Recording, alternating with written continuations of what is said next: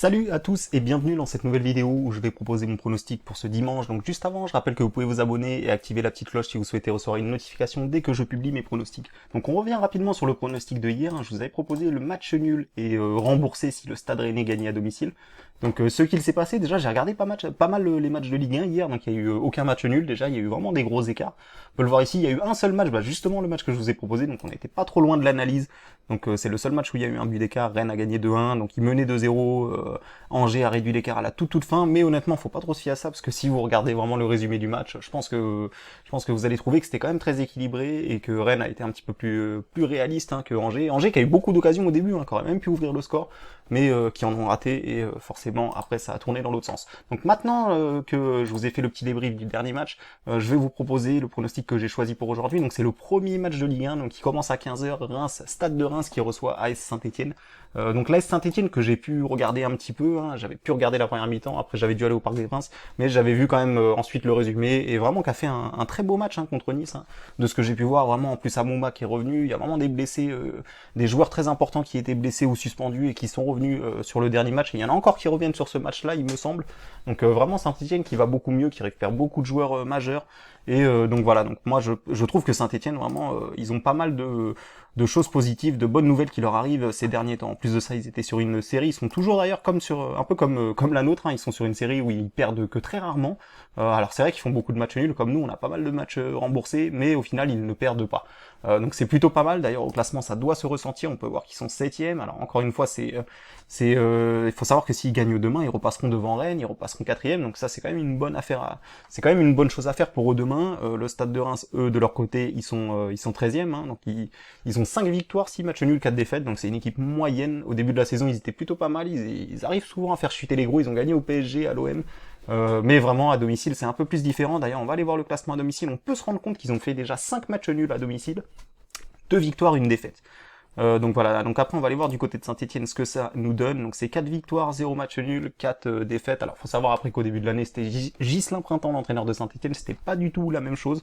Encore une fois il y avait pas mal de joueurs aussi qui étaient blessés, qui étaient pas là, donc voilà, Saint-Etienne a mal démarré. À un moment ils étaient quasiment relégables, et ils ont réussi à remonter. Là ils font une super remontée, et vraiment moi cette équipe de Saint-Etienne je la sens vraiment bien ces derniers temps. Au contraire du Stade de Reims justement, qui vraiment ce qui m'a fait choisir ce pronostic là, c'est que c'est déjà, il y a une chose qui est très déterminante dans le choix de ce pronostic, c'est que Alexis Romao, donc si vous ne savez pas, c'est le boss du milieu de terrain, c'est vraiment le joueur du Stade de Reims, et ne sera pas là parce qu'il est toujours suspendu sur ce match-là, et bien évidemment Ghislain Conan qui est pas là depuis un petit moment, si vous ne savez pas, c'est aussi un des meilleurs défenseurs du Stade de Reims, et quand j'ai été voir un petit peu les stats de ce joueur, je me suis rendu compte tout simplement qu'à chaque fois qu'il n'est pas là, son équipe ne gagne pas. Vous pouvez le voir aussi par vous-même, vous pouvez voir que là, depuis un petit moment, il ne joue pas, et que Reims ne gagne plus, tout simplement. Mais Reims fait aussi quand même pas mal de matchs nuls, donc aussi ils perdent pas trop souvent non plus, mais ils font beaucoup de matchs nuls. Donc voilà, donc après vous avez vu un petit peu ce que je pense un petit peu de ce match-là, enfin du côté de Saint-Etienne ça va vraiment très très bien je trouve, et du côté de Reims c'est quand même moyen, il y a quand même des joueurs importants qui sont pas là, qui sont suspendus, les deux que je viens de vous citer notamment. Donc voilà, donc moi après tout ça, ça m'amène à croire quelque chose. Déjà quand j'ai vu les codes, déjà moi ça m'amène à croire que Saint-Etienne ne perdra pas, et en plus de ça quand j'ai vu les codes, je me suis dit c'est quand même un petit peu fou, parce que quand même une chance sur 4 pour Saint-Etienne, je pense qu'ils ont quand même plus qu'une chance sur 4 d'aller gagner à Reims. Mais attention, c'est vrai que Reims est quand même très accrocheur, fait beaucoup de matchs nuls à domicile comme vous avez pu le voir, comme j'ai pu vous le montrer. Mais Saint-Etienne aussi ne perd quasiment jamais, donc voilà, donc ça reste quand même un match assez indécis. On pourrait croire au match nul sur ce match-là, en plus match à 15h.